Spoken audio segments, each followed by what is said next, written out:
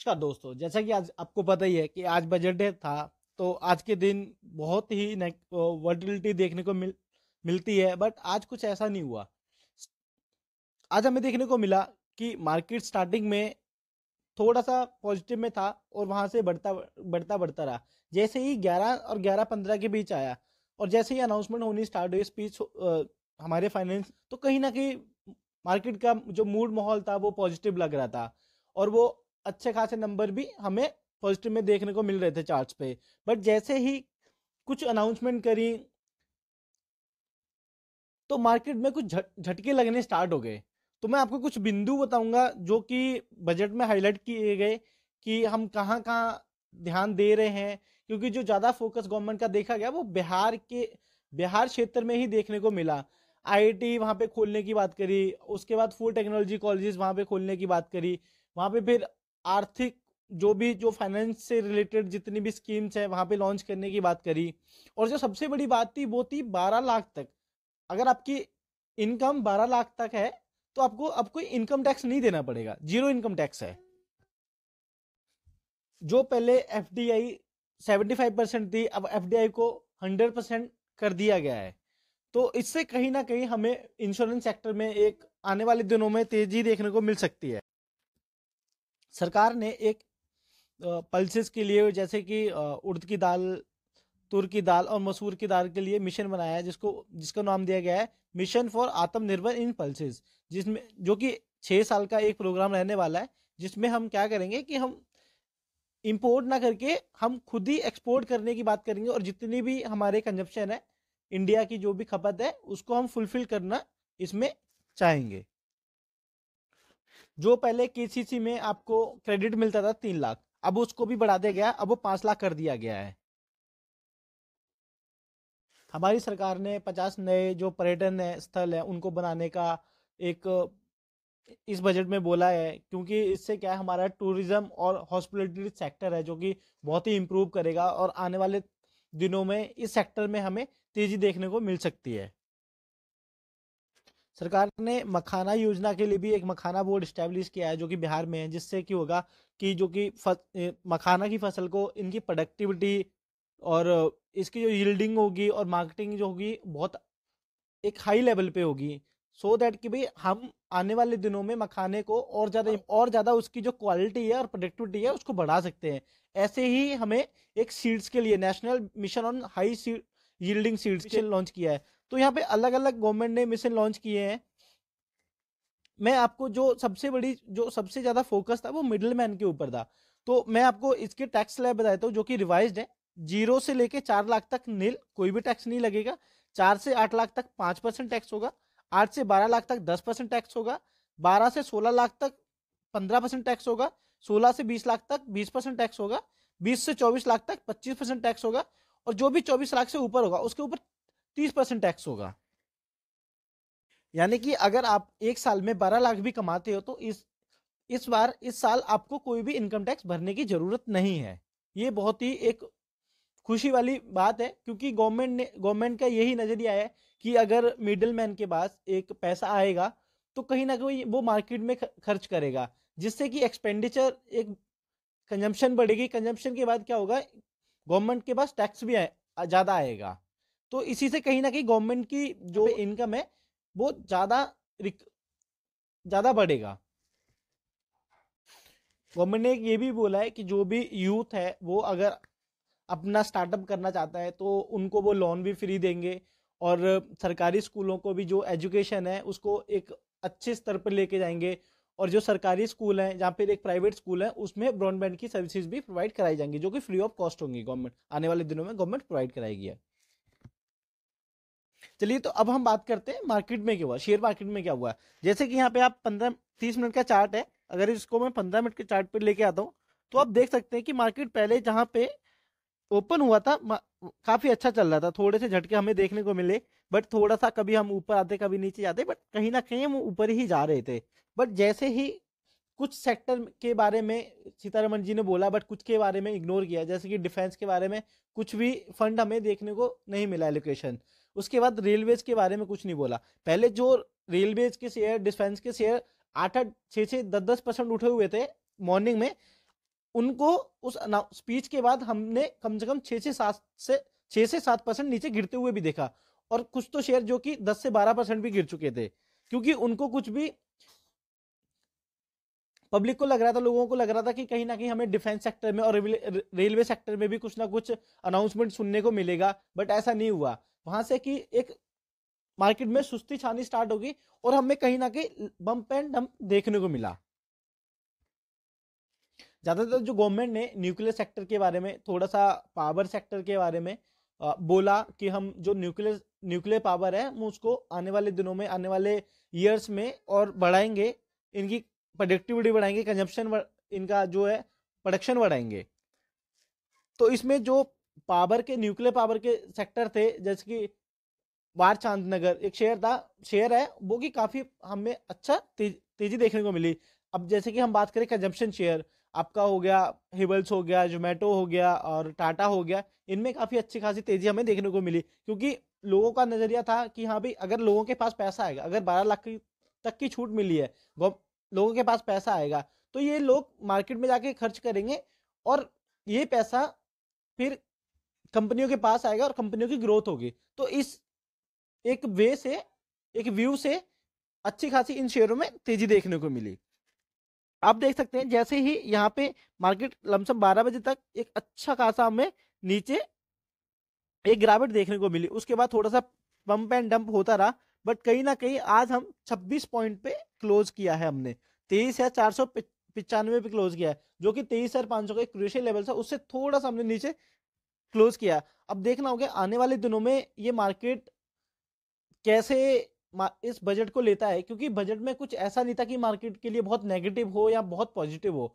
जो बजट रहा नॉर्मल रहा, कहीं खुशी कभी गम, कहीं गम वाला आज का बजट रहा। तो आपने देखा शुरुआती सेशन में तो काफी अच्छा खासा मूड माहौल देखा गया मार्केट में, बट उसके बाद जैसे ही कुछ सेक्टर के बारे में अनाउंसमेंट नहीं हुई, या उन्होंने कुछ नहीं बोला, उनका नाम भी नहीं लिया कुछ सेक्टर का, तो उनमें बहुत ही निराशा देखने को मिला, और कुछ शेयर तो 10 से 12% तक, 4-4, 5-5% तक टूट चुके हैं। जैसे कि एनटीपीसी हो गया, एनएचपीसी हो गया, पावर के बारे में कुछ नहीं बोला, तो उन वो भी सेक्टर में गिरते हुए, रेलवेज के बारे में बीएमएल हो गया, यूपिटर वैगन हो गया, आपका टीतागढ़ हो गया, आरबीएनएल हो गया, आईआरएफसी हो गया, तो इन शेयर्स के बारे में कुछ नहीं बोला, तो उनमें हमें कहीं ना कहीं सुस्ती देखने को मिली। आप देख सकते हैं, तो ये अगर हम 23,500 के क्रूशियल लेवल पे खड़े हैं, अगर मार्केट यहाँ से इस बजट को और भी नेगेटिव, मंडे को बाजार खुलते ही और भी नेगेटिव लेता है, तो कहीं ना कहीं हमें 23,200 और 23,000 का लेवल देखने को मिल सकता है। अगर हम वही बात करें कि ऊपर तक कहाँ जा सकता है, अगर लोगों ने इस चीज को एक पॉजिटिव वे में लिया बजट को, और कुछ जो चीजें गवर्नमेंट ने अनाउंस करी हैं, जहां गवर्नमेंट ने कुछ जिन सेक्टर को इग्नोर किया है, अगर उनको पब्लिक ने भी इग्नोर कर दिया, रिटेलर्स ने भी इग्नोर कर दिया, इन्वेस्टर ने भी इग्नोर कर दिया, तो हमें यहाँ से एक अच्छी खासी तेजी देखने को मिल सकती है, जो कि आने वाले दिनों में 24,300, 24,500 भी लेवल हमें देखने को मिल सकता है। अब बात करते हैं बैंक निफ्टी की। तो यहाँ पे मैंने आपका बैंक निफ्टी का 15 मिनट का चार्ट फ्रेम खोला हुआ है, तो यहाँ पे देख सकते हैं जैसे ही मार्केट खुला तो हमें कहीं ना कहीं मूड बहुत सही लगा, थोड़े से नीचे आए हम, नीचे खुले तो अच्छे खासे, बट थोड़ा सा नीचे आने की कोशिश करी, पर कहीं ना कहीं बाहर ने संभाला रखा, और थोड़ा ऊपर हमें कभी नीचे कभी ऊपर देखने को मिला। पर जैसे ही यहाँ पे भी आप देख सकते हैं 11:30, 11:45 के टाइम हुआ, कुछ सेक्टर्स के बारे में गवर्नमेंट ने नहीं बोला, तो हमें यहाँ से एक अच्छी खासी सेलिंग देखने को मिली, क्योंकि क्योंकि यहाँ पे कुछ जो गवर्नमेंट ने कुछ सेक्टर्स को इग्नोर किया, फाइनेंशियल सेक्टर को, इंश्योरेंस सेक्टर को थोड़ा सा बढ़ावा दिया, कंजम्पशन बढ़ेगी, और क्रेडिट्स की फैसिलिटीज दी इंडिविजुअल्स को, 12%, 12 लाख तक का कोई भी टैक्स नहीं लगेगा, तो कहीं ना कहीं ये राहत वाली चीज तो थी मिडिल मैन को और जो भी पब्लिक थी। तो यहाँ पे मार्केट ने एक अच्छा खासा हमें रेंज देखने को मिली, बट हम नीचे आ गए थोड़ी बहुत देर में, जैसे ही नीचे आए तो बहुत नीचे आते आते रहे, और हमें नीचे हमें 350-400 पॉइंट नेगेटिव देखने को मिल गए, बट आज हम जो क्लोज हुए हैं वो 80 पॉइंट पे हुए हैं।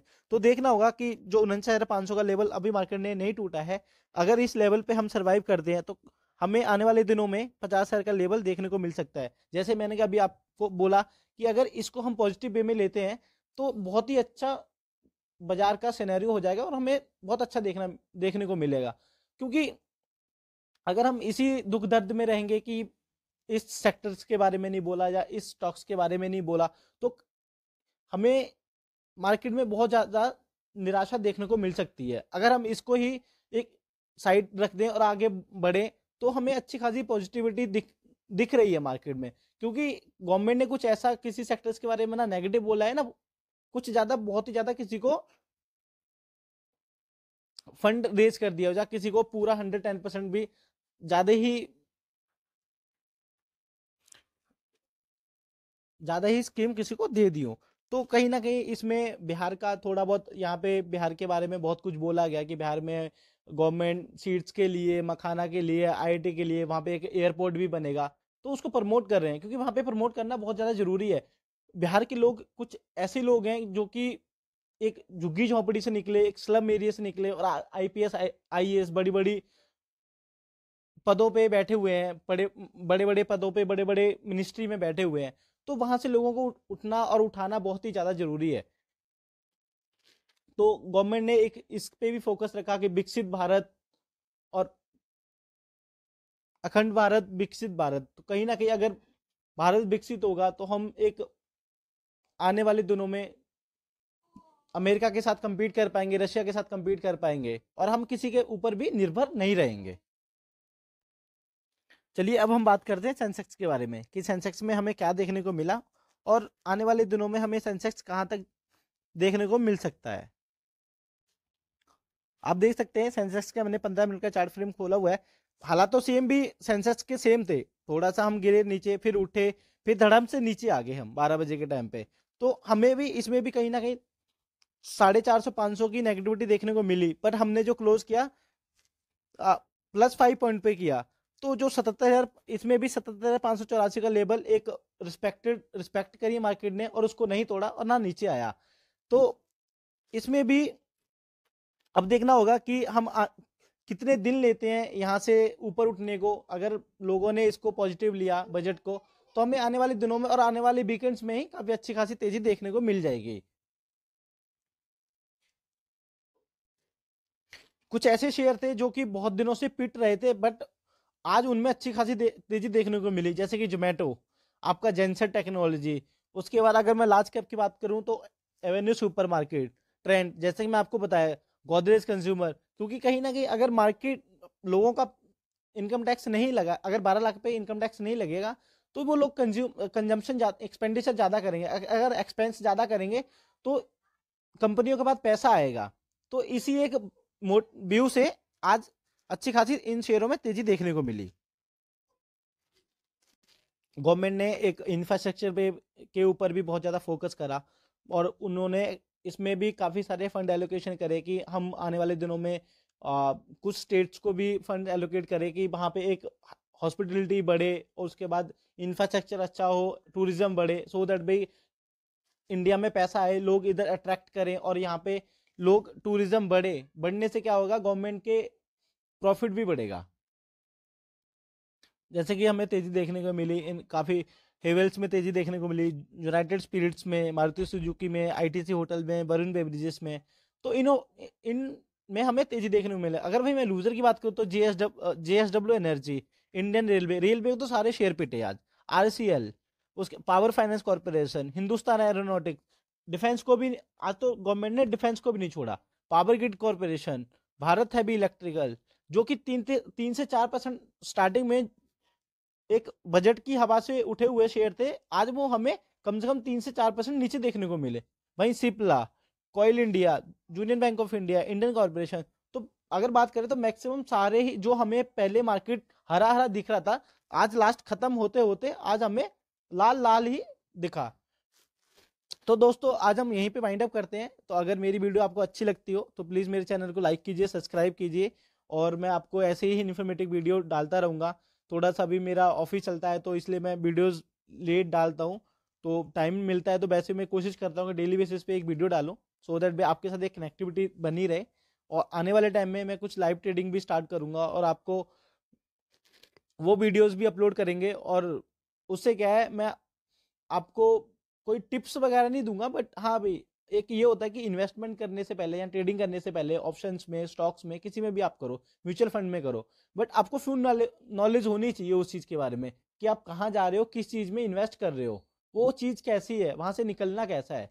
तो प्लीज़ इन चीज़ों का ध्यान रखते हुए आज हम यहीं पे क्लोज करते हैं। Thank you so much. Thank you.